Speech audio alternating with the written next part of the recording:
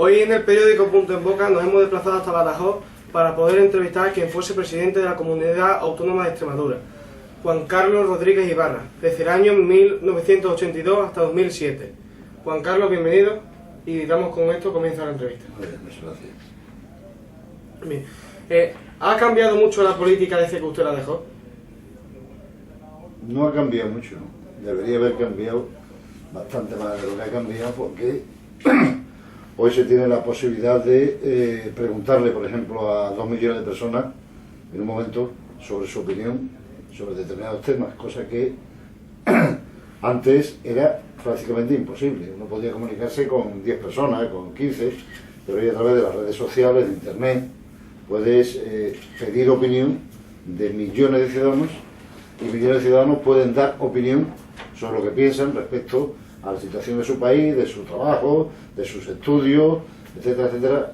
Y ahí yo creo que la política todavía no ha sido capaz de llegar.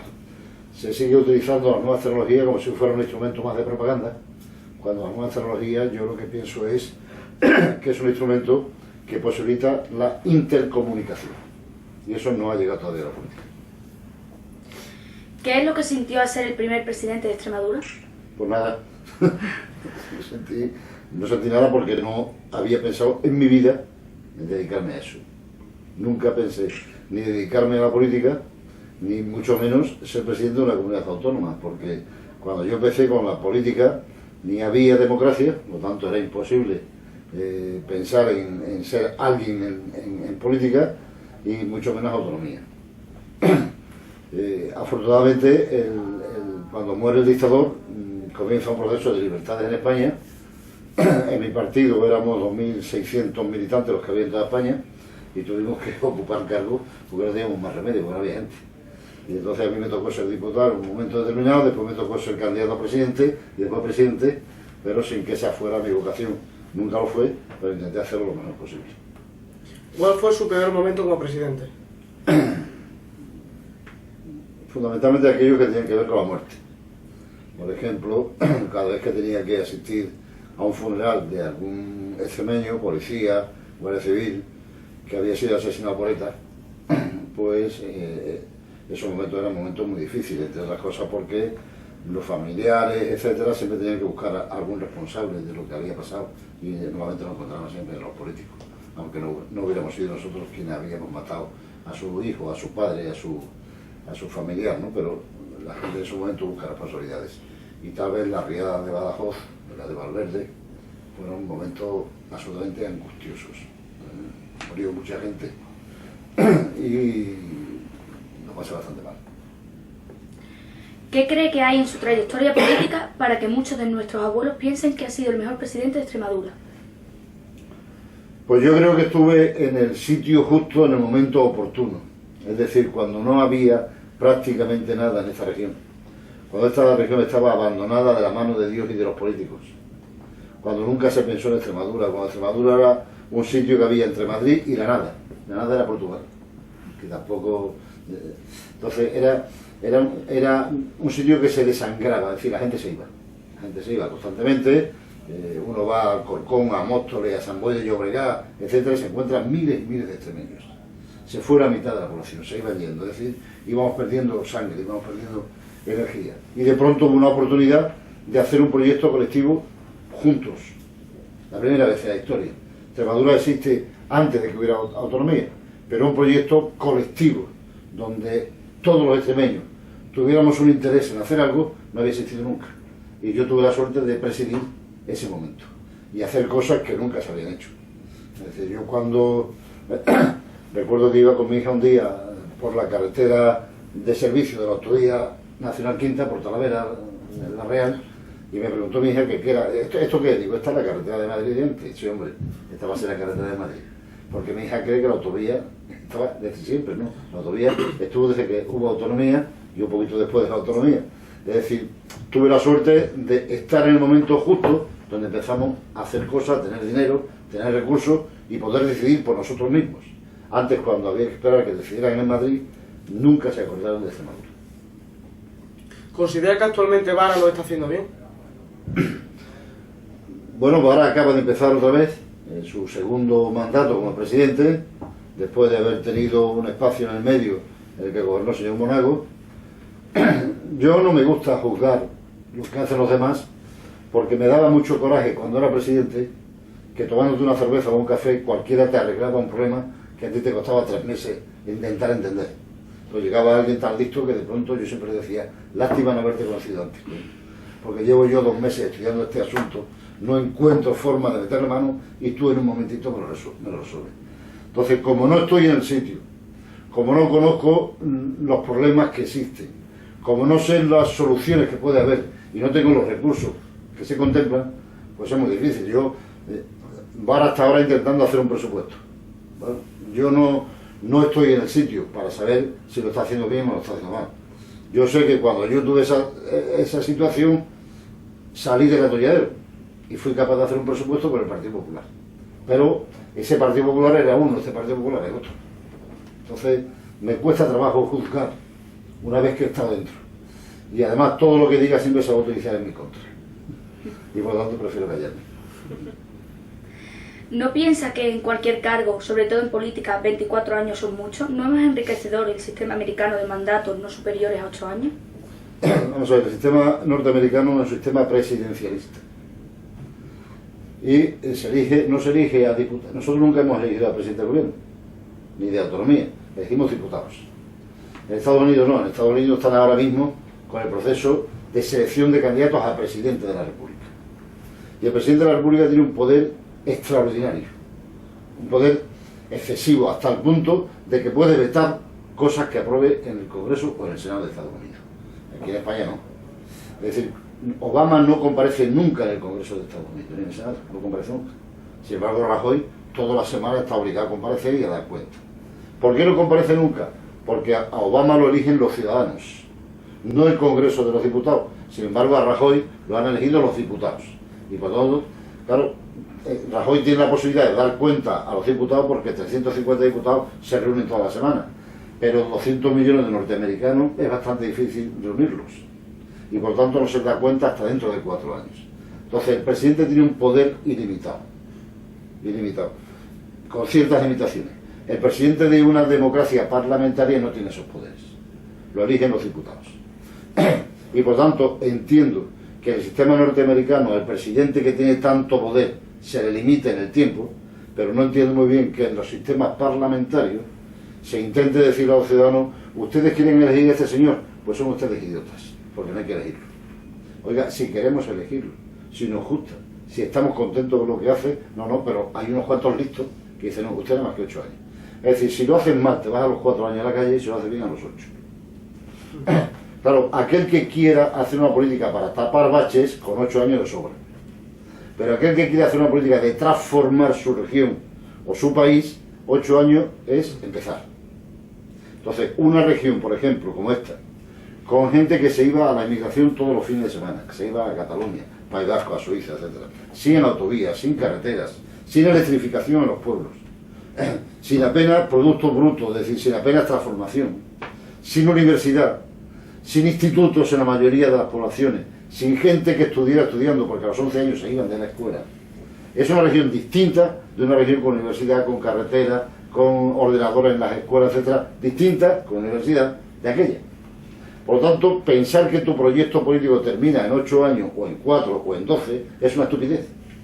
Porque no acaba nunca. Esto es como la educación de los hijos. ¿Cuándo acaba la educación y la responsabilidad sobre los hijos? Nunca. Nunca. Porque cada etapa, es decir, es una etapa nueva. Empieza. Ahora, hombre, si tú te dedicas a tapar los baches de la carretera, pues en un rato lo has hecho.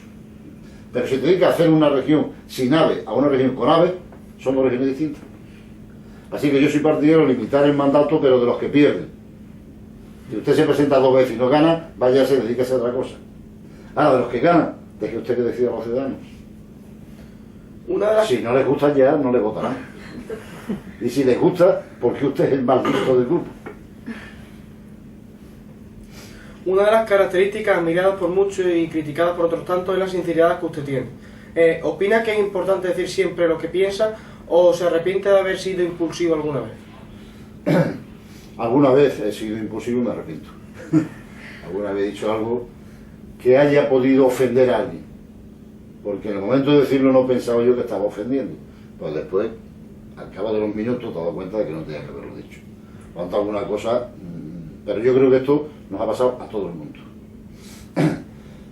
Lo que siempre me ha parecido que un político que tiene la posibilidad de coger un micrófono y hablar, no debería perder esa oportunidad, porque si muchos ciudadanos tuvieran ese momento, lo aprovecharían. Entonces, cuando veo a políticos que cogen el micrófono y solamente dicen frases huecas, que no dicen nada, me da mucha lástima. Pues digo, ¿cuántos millones de españoles estarían deseando tener ese micrófono para decir lo que piensan?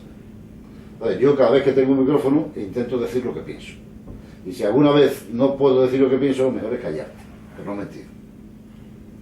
Mentir creo que no hay que hacerlo nunca. A lo mejor callarte y no decir lo que piensas en ese momento. Pero normalmente si tienes la oportunidad de hablar, tienes que intentar decir algo. Y si no, callarte. Apelando a su sinceridad, vamos a comentar la situación política actual de su partido. ¿Se han quedado anticuados los principios socialistas por los que se fundó el partido? Nunca. Es decir, los principios, no sé, los principios que defiende la izquierda son principios más nobles que los que defiende la derecha. Si la derecha piensa con las vísceras y la izquierda piensa con la cabeza. Por ejemplo, ¿a quién le gusta pagar impuestos? A nadie. ¿Qué es lo que te pide las vísceras, la barriga? Oiga, lo que yo gano para mí. ¿Qué es lo que te pide la cabeza? Dice, lo que yo gano para mí. Pero como hay gente que no ha tenido la misma suerte que yo en la vida, parece lógico que una parte de lo que yo gano vaya para este tío. Esta persona que no ha tenido esa posibilidad. No todo el mundo es vago. Es que hay gente, por ejemplo, ¿qué culpa tiene un niño de haber nacido en un país del África Central y a un niño que ha nacido aquí? Si un niño nace aquí, tiene escuela, tiene universidad, tiene padres que les quieren, tiene padres que les protegen, tiene escuela, tiene maestros que les educan. Si nace en África Central, no tiene nada de eso. ¿Qué culpa tiene ese niño? No tiene ninguna culpa. Luego parece que una parte de lo que yo gano fuera para que ese niño tuviera una posibilidad de vivir, está bien, pero hay que pensarlo con la cabeza, porque la barriga lo que te dice es, esto va bien. Entonces, cuando empieza a funcionar la cabeza, defiendes principios que son mucho más nobles que cuando funciona la barriga. Entonces, el que todo el mundo tenga, independientemente de dónde viva, de quién es, de dónde haya nacido, la posibilidad de que su enfermedad, siendo pobre, y la enfermedad del que es rico, se curen con los mismos medios, esto parece que es una cosa noble, ¿no? Hay gente que dice que no, yo me busco mi hospital privado, pago la sanidad privada, y el que no pueda que se fastidie, ¿no? Bueno, pues eso es lo que yo creo que piensa la derecha, es decir, piensa, muchas veces, también hay gente de izquierda que piensa así, aunque militen en un partido de izquierda. Hay gente que piensa, cada uno que se las apañe como pueda, que es lo que pasa en Estados Unidos. En Estados Unidos hay ahora mismo 40 millones de ciudadanos que no tienen sanidad. ¿No tienen sanidad? Y que si tienen una enfermedad se mueren. Bueno, esa es la derecha que gobierna en Estados Unidos. Pero nosotros tenemos otra forma de ver las cosas. Dime, el que tiene dinero, que pague un sistema sanitario público para el que no lo tenga, pueda también curarse. Pero esto hay que pensarlo, ¿no? El que es gay, ese no tiene derecho a nada. No sé, pues es que es gay, ¿qué pasa? No, que es que ese es diferente. Allí aprobaron en Italia que los gays se pueden casar y adoptar. Pero han quitado una cláusula que existe en los matrimonios heterosexuales, que se penaliza la infidelidad en los gays, no. Porque por lo visto para la derecha italiana hasta los cuernos son sagrados. Entonces, eso es pensar con la barriga. Si uno tiene una pareja, aunque sea un hombre o una mujer, que más da, la infidelidad es un acto que primero las leyes no deberían penalizar. Es un acto de lealtad. Yo tengo una pareja e intento serle leal, ¿no? Pero no me tiene usted ni que premiar. No, pues si usted es heterosexual y se casa con una mujer o con un hombre, la infidelidad se castiga. Pero si es homosexual, no, porque van a ser iguales los homosexuales que los heterosexuales, ¿no? ¿Qué es lo que piensa un tío cuando mata a su mujer? Con la barriga. Es que la mía, es que no sé qué, ¿no? Pero con la cabeza dice, coño, pero ¿por qué vas a matarla? No es que él me ha sido infiel, como si te ha sido infiel, como lo que sea, pues vete, sepárate, es decir, Cuando la cabeza funciona somos más civilizados, ¿no? Cuando empiezan los tíos a poner ahora en Hungría, en las alambres, para que no pasen los inmigrantes, es pensar con la barriga. Esta es mi tierra y aquí no entra nadie. Pero cuando los húngaros tuvieron la necesidad de salir después de la Segunda Guerra Mundial o durante la Segunda Guerra Mundial, en América del Sur hay muchos húngaros, muchos polacos, muchos austriacos. Entonces, en aquel momento se pensaba que sí era bueno que te acogieran, pero cuando tienes tú que hacerlo, entonces entra la pincelada y dices, no, para aquí no pasa nadie. ¿Por qué? Porque esta es mi tierra y aquí nada más que vivimos los húngaros. ¿Qué quiere que le diga? Entonces, yo creo que los principios de que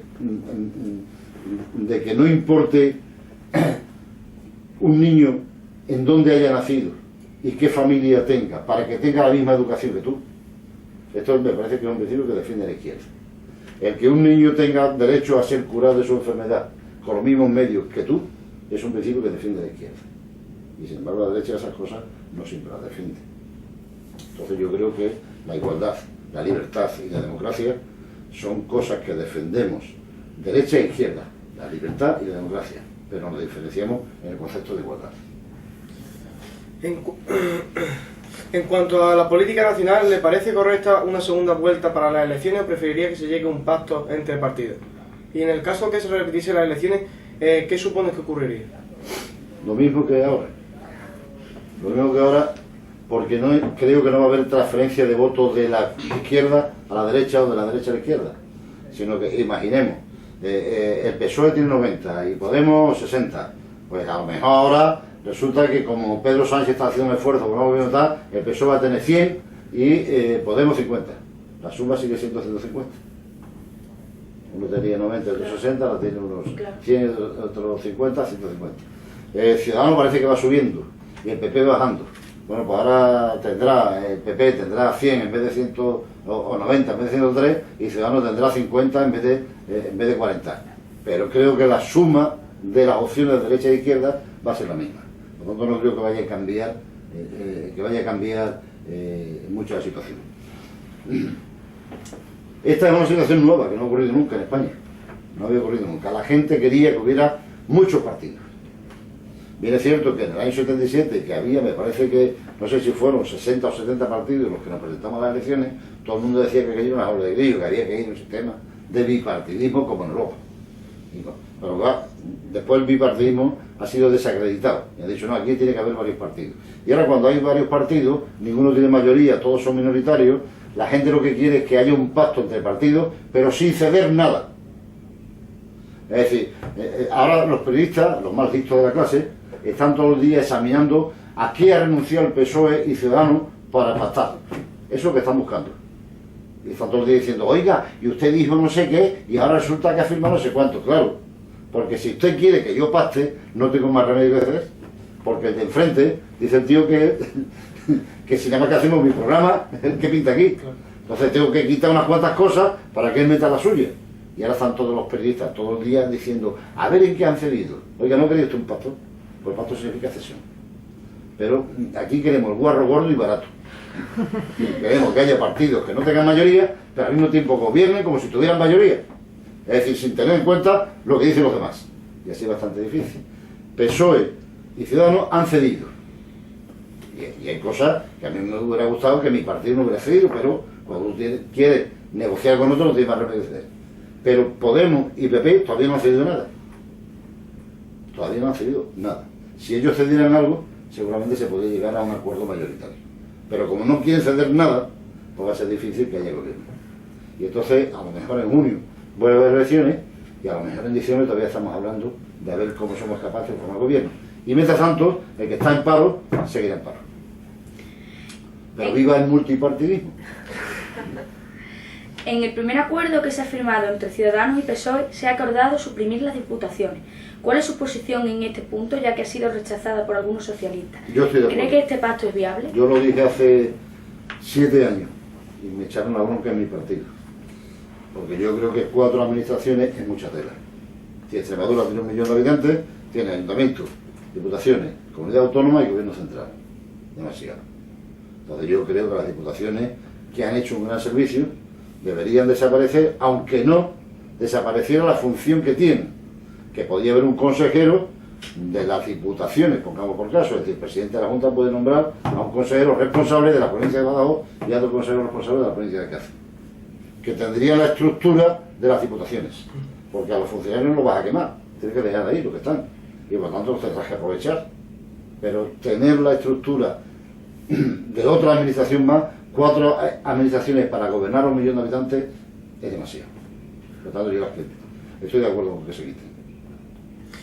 Un tema muy discutido a lo largo de nuestra historia es la desigualdad entre distintas comunidades autónomas de España. Según usted, ¿continúa existiendo este problema y Extremadura sigue siendo la última en todo? Bueno, la última en todo no. Por ejemplo, en la producción de tabaco somos los primeros. En la producción de tomate somos de los primeros. En la producción de arroz los segundos. Es decir, que en la producción de cereza los primeros. Lo que pasa es que, de igual forma que ahora antes decía que se está viendo a ver lo que ha cedido, en Extremadura casi siempre se ve en lo que somos los últimos. Entonces disfrutamos. Y además decimos siempre, Extremadura debería ocupar el lugar que se merece. Pero nunca nadie dice cuál. ¿Cuál es el lugar que se merece? El lugar que se merece. Extremadura debe ocupar el lugar que se merece. ¿Cuál es el lugar que se merece? Y segundo lugar, siempre para hacer comparaciones hay que saber de dónde se sale. ¿Qué pensarías tú de un piloto de Fórmula 1 que saliera a correr en una carrera de 90 vueltas cuando los demás llevan 50? Y el tío da la vuelta más rápida. Y yo doy la vuelta más rápida, pero llega al último. Y dice la gente, hay que ver que el malo piloto este llega al último. No tiene usted en cuenta que es que estaban los tíos 50 vueltas por delante de mí. Por lo tanto, salvo que se pararan todos, yo no llegaría nunca al primero. Lo que usted tiene que ver es cómo yo corro.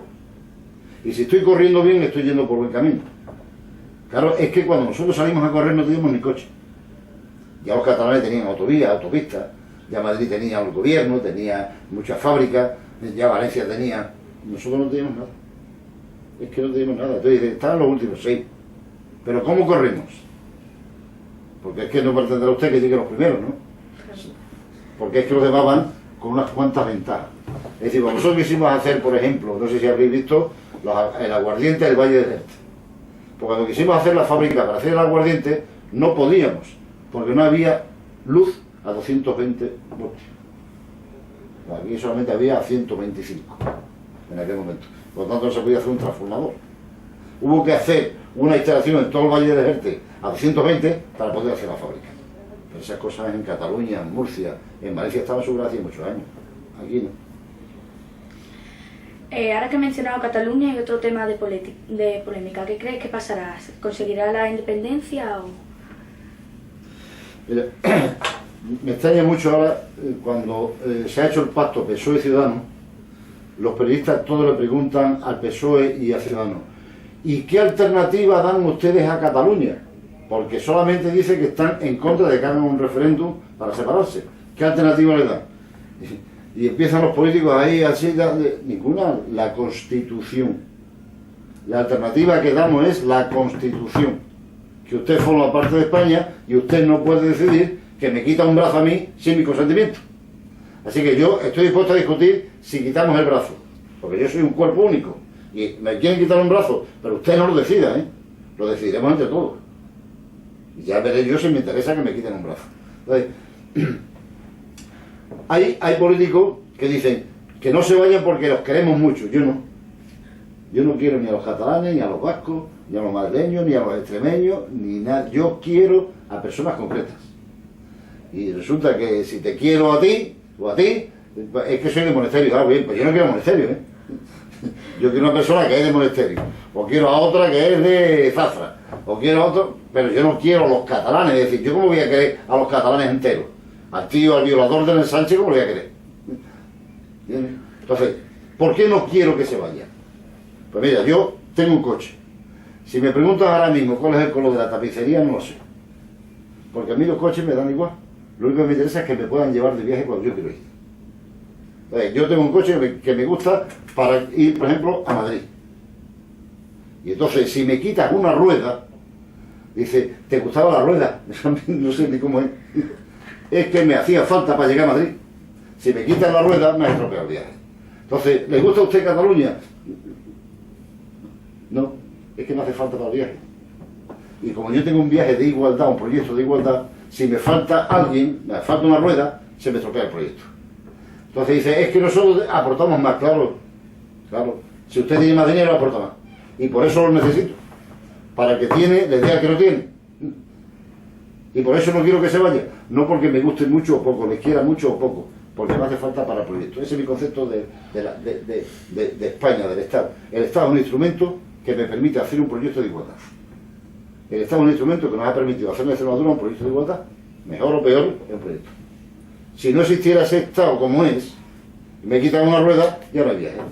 Por eso no quiero que me quiten la rueda, por eso no quiero que se vaya a Cataluña. No porque me guste mucho o poco. No se van a ir. Esto es como, mira, cuando hubo el referéndum de la OTAN, todo el mundo quería quedarse en la OTAN con su voto en contra. Todo el mundo quería votar en contra de la OTAN, pero que nos quedáramos. Pues aquí lo mismo, yo creo que están diciendo los catalanes que se quieren ir, están diciendo, agarradme que me voy. Porque no se quieren ir. Agárrame, pero tengo que decir que me voy, porque para eso soy independentista. Pero yo creo que no se quieren ir. ¿Dónde van a ir? En relación con el tema del desempleo, nosotros venimos de la localidad de Monasterio y allí está viviendo una difícil situación con el tema de la mina de Agua Blanca. ¿Crees que llegará a buen puerto las negociaciones que están teniendo entre los partidos políticos? Oye, yo lo primero que les diría a los suecos, esto de los propietarios de la mina, es que devuelvan las ayudas que se les dieron. Porque les dimos unas ayudas para que explotaran la mina. Si no son capaces de explotarla, devuelve usted la ayuda, punto primero. Y punto segundo, habrá que intentar buscar a gente que quiera explotar la mina, porque la mina es rentable. Lo que pasa es que los suecos han comprado 2 minas más. Y ya esas 2 minas son más rentables todavía que la de Monasterio. Y entonces han dicho, vamos a cerrar la que hay esta, que nos da muchos problemas. Ganamos, pero no ganamos tanto como con el estado que hemos comprado. Por lo tanto, uno, devuelve usted las perras, y dos, vamos a ver si somos capaces de encontrar a otro que no tenga más minas y quieran explotar. ¿Se vería capaz de gobernar Extremadura tal y como se encuentra ahora mismo? Ya no. Ni con la Guardia Civil. Ya he pasado bastante. Yo ya he hecho lo que tenía que hacer y más de lo que tenía que hacer, creo. Entonces yo ya no... no estoy para esto merecer. Yo ahora me acuesto y me duermo. Y aunque haya una tormenta tremenda, sé que nadie me va a llamar. Sentiré lo que pase, pero sé que nadie me va a llamar. Y antes te llamaban. Que hay fuego, que hay no sé qué, que hay nada, que han matado a un extremeño, que hay... Mucho debe. Así que ya... Ante esta situación tanto económica como social, y regional como nacional, ¿qué solución propondría usted? Solucionar los problemas que se puedan... Bueno, yo creo que, por ejemplo, una de las cosas que hay que hacer es reformar la Constitución, no para las cosas que están diciendo, sino para meter la sociedad virtual. Internet no existe en la Constitución española. No existe porque cuando hicimos la Constitución en el año 78 no había Internet. Cuando yo empecé a gobernar no había Internet, ni teléfonos móviles, ni había WhatsApp, ni YouTube, ni nada. Es decir, fíjate tú, ibas a un bautizo y no había YouTube. O a una fiesta y no había Instagram, no había nada de eso. Y la Constitución no lo recoge. Pero hoy vosotros vivís en la realidad virtual más que en la física. Pero no se reconoce, no está. Entonces yo creo que una de las cosas que hay que hacer es modificar la Constitución para saber en qué sociedad estamos viviendo. Y sobre todo para saber en qué sociedad vais a vivir vosotros cuando terminéis vuestros estudios. Es decir, cuando dentro de 10 años salgáis a trabajar, ¿sabe alguien cómo va a ser la sociedad? Con todo lo que ha pasado en estos últimos 10 o 15 años, que es tremendo lo que ha pasado. Es decir, tú resucitas ahora mismo a alguien que se muriera hace 20 años y lo pones en la calle y el tío se muere. La gente, el coche hablando solo, otros tíos por la calle corriendo y hablando solo. ¿Esto qué es? La gente se ha vuelto loca aquí. Porque eso no lo había visto él, pero eso existe. Y hoy, es decir, hoy Nueva York está tan cerca como Monasterio. Tan cerca como Monasterio. Y sabemos lo que pasa en Nueva York en el momento que está pasando en Nueva York. Y sabemos lo que pasa en Japón en el momento que está pasando en Japón. Y hoy se pueden hacer cosas, como he dicho antes en política, hablar con 2 millones, 3 millones de personas en un momento, pero puedes hacer empresas y trabajos que no necesitan la infraestructura que se necesitaba antes para ser empresario. Entonces yo creo que una de las cosas es intentar preparar a los jóvenes para la sociedad que viene. No digo nada a vosotros que dentro de 10 años salís, pero los que han empezado este año a estudiar a los 3 años, cuando salgan será el 2033. ¿Cómo será la sociedad en el 2033? Es imposible de imaginar, ¿verdad? Bueno, pues seguimos preparando a los muchachos como si eso no existiera. Y seguiremos haciéndoles abogados, ingenieros, no sé qué. Si a lo mejor ya no va a haber ingenieros en el futuro. Las profesiones más demandadas en estos momentos no existen. No existen. No existen en la universidad. Es decir, a nadie forman para analistas de Big Data. Nadie. No hay universidad que prepare para eso. Pero es la profesión más demandada en este momento. Porque hay tal cantidad de información en la red que es imposible manejarla. Entonces hay gente que se está especializando en manejar eso, y el que maneja eso bien es el que más dinero gana, es el que más contratan las empresas. Pero eso no en ninguna universidad te siguen formando como si eso no existiera. Y si te pones y ves en internet las 10 profesiones más demandadas, veréis que salvo 2, el resto no se preparan en ninguna universidad. Entonces, ¿para qué estamos preparando a la gente? Habrá que estudiar eso, ¿no? Y si un médico hoy resucitara del siglo pasado y lo metemos aquí en el Infanta Cristina, en la sala de cirugía, y le preguntamos, ¿sabe usted dónde está? Y dice el tío, yo no. Esto es un quirófano. ¿Qué esto es un quirófano? Aquí le quitan el corazón a uno y se pone a otro. ¿Cómo? Se muere el tío otra vez. Pero si coges a un maestro del siglo XIX y lo metes en una escuela, y dice, ¿esto qué dice una escuela? Los pupitres, la pizarra, la mesa del profesor. ¿Está usted dispuesto a dar clase? Y dice, mañana, mis apuntes. Y ahí está. Entonces, ni la política ni la educación han cambiado. Y hay que cambiar espectacularmente. Porque ya no se trata de informar. Tenemos la desgracia, los profesores de que Internet sabe más que nosotros. Es decir, todo lo que yo puedo decir en una clase, Internet tiene 2 millones de páginas que lo dicen mejor que yo. Entonces, ¿qué puedo yo hacer como profesor? Uno, intentar ayudarte a navegar bien por ese mar.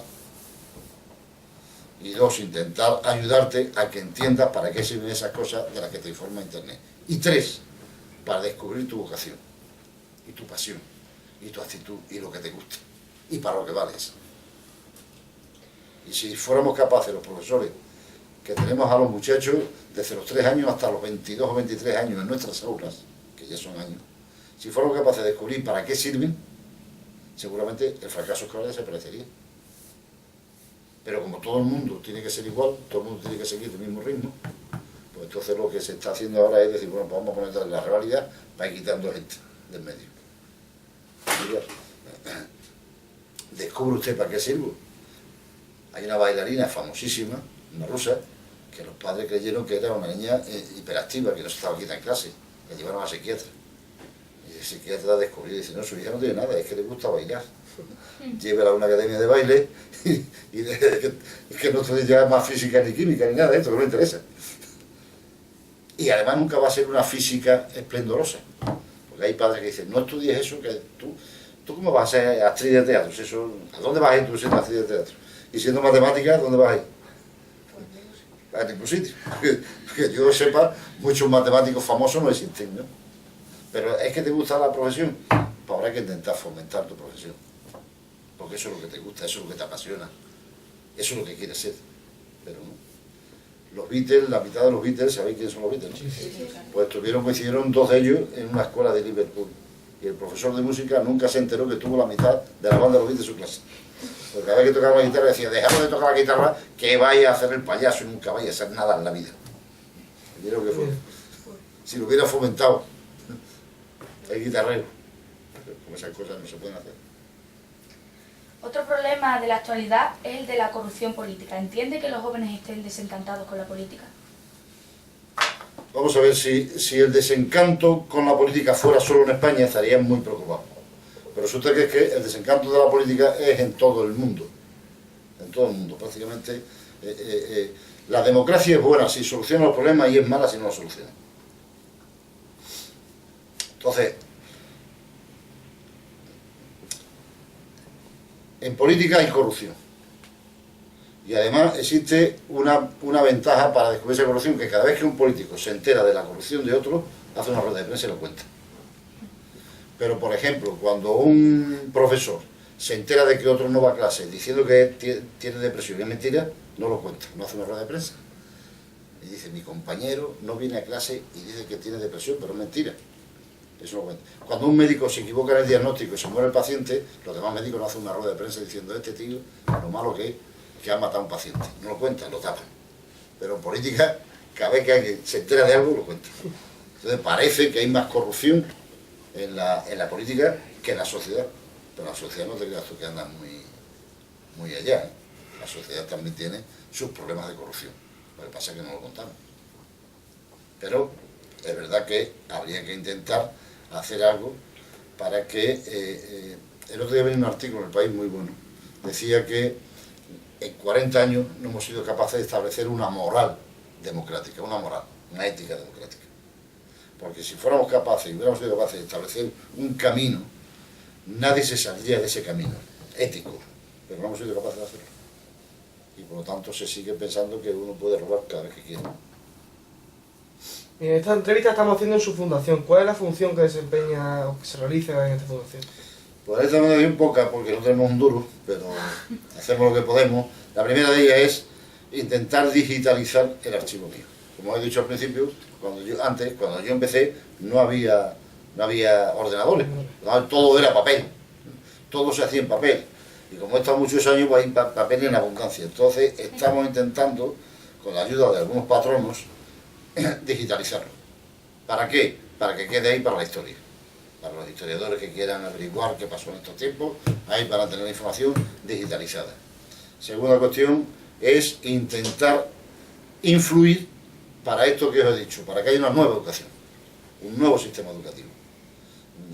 El problema de la educación en España no es si cada ministro cambia, ahí hay una ley, que además es mentira. Habrá habido, yo que sé, 15 ministros de educación, y habrá habido 2 leyes de educación, pero aquí decimos las cosas, cada vez que hay un ministro hay una nueva ley de educación, es mentira. Pero es que además el debate que hay no es sobre si tiene que haber una nueva ley de educación o no, en el sentido de que si se da religión o no se da religión, si se pone tal, porque ningún alumno siente que se cambie la ley educativa. Ni casi ningún profesor, diría yo. Los padres únicamente, que no sabemos si se está estudiando eso, están estudiando no sé qué, pero las matemáticas siguen siendo las mismas, la física sigue siendo la misma, la literatura sigue... ¿Qué es lo que yo creo que habría que intentar cambiar? Habría que intentar cambiar la forma de enfrentar a los alumnos con su futuro. Y eso sí que es un proceso educativo nuevo, que exigiría un pensamiento distinto. Es decir, me gusta mucho comparar la educación con la sanidad. ¿Por qué tenemos tan buena sanidad y una educación no tan buena? España tiene fama de tener una sanidad fantástica. Empleamos casi los mismos recursos para una cosa y para otra. ¿Por qué tenemos buena sanidad y tenemos una educación regular? La primera cosa, para ser médico tienes que tener una nota de corte altísima. Para ser maestro, una muy bajita te vale. Segunda cosa, para ser maestro hay que estudiar 6 años de carrera y 4 de especialización, 10. Para ser maestro, con 4 años, vale. Entonces, si fuéramos capaces de exigir la nota de corte más alta para ser maestro, y fuéramos capaces de exigir una carrera de 5 años para ser maestro, y una especialización de 4 años para ser maestro, seguramente la educación iría mejor. Pero, ¿por qué no se hace? Porque se considera que la sanidad sí es una cosa problemática y la educación no. Cuando yo era presidente, tuvimos conflictos en comarcas para hacer un instituto o para hacer un centro de salud.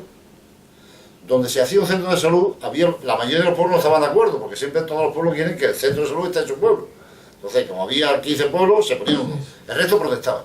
Pero no hubo ni una sola madre que dijera, mientras no se ponga el centro de salud en mi pueblo, no llevo a mi hijo al médico. Eso no lo dijo nunca nadie.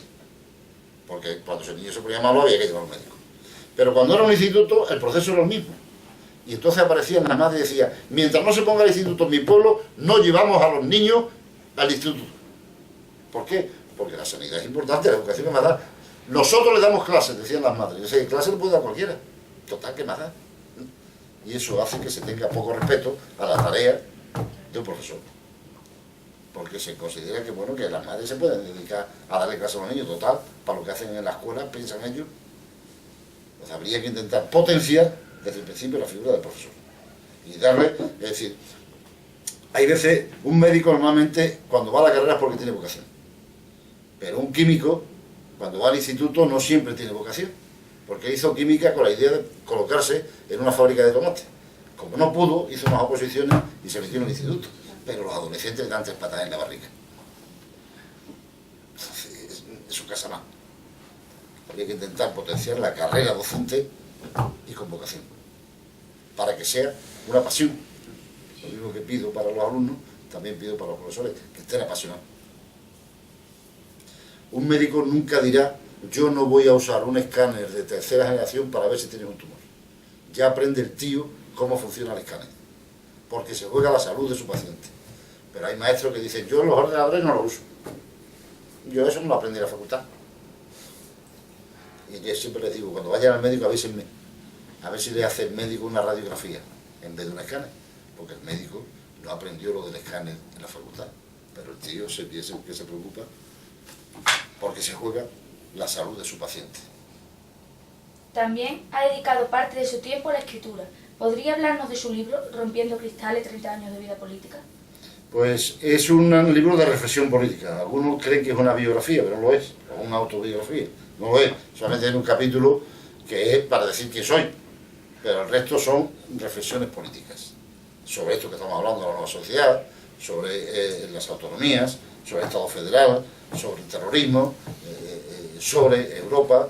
Es un libro de reflexión política que me interesa mucho más que no el libro de cotilleo y de chinchorreo. No me ha gustado, me piden siempre, ¿por qué no hacen un libro digo, no, porque yo cuando hablo con la gente no le aviso de que eso lo voy a contar en un libro, y como no lo aviso no lo cuento.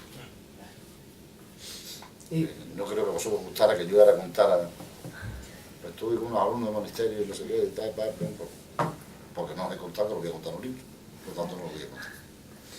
Con una sola palabra define a los siguientes personajes. El Papa Francisco. Igual que los demás. Todavía no ha cambiado ninguna ley canónica. Jordi Pujol. Una decepción. Pablo Iglesias. ¿Cuál? ¿El bueno o el malo? El actual. Si no fuera porque es chulo, suena muy mal, diría que es un chulo. Soraya Sáenz de Santa María.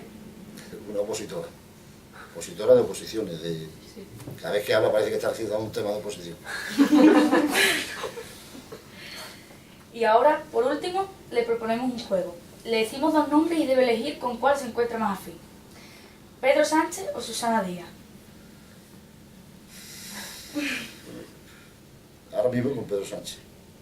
¿Nicolás Maduro o Obama?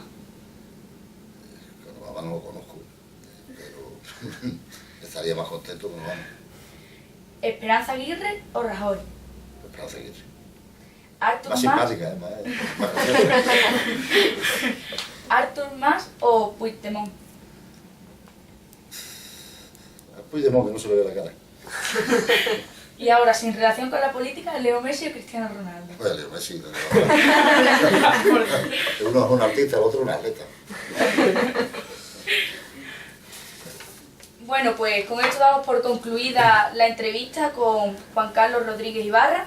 En primer lugar, darte las gracias por habernos recibido en tu fundación y en segundo lugar, esperamos desearle lo mejor personalmente y esperamos volver a vernos próximamente. Muy bien, muchas gracias y suerte. Gracias. Hoy en el periódico Punto en Boca nos hemos desplazado hasta Badajoz para poder entrevistar a quien fuese presidente de la Comunidad Autónoma de Extremadura, Juan Carlos Rodríguez Ibarra, desde el año 1982 hasta 2007. Juan Carlos, bienvenido, y invitamos con esto comienza la entrevista. Muy bien, muchas gracias. ¿Ha cambiado mucho la política desde que usted la dejó?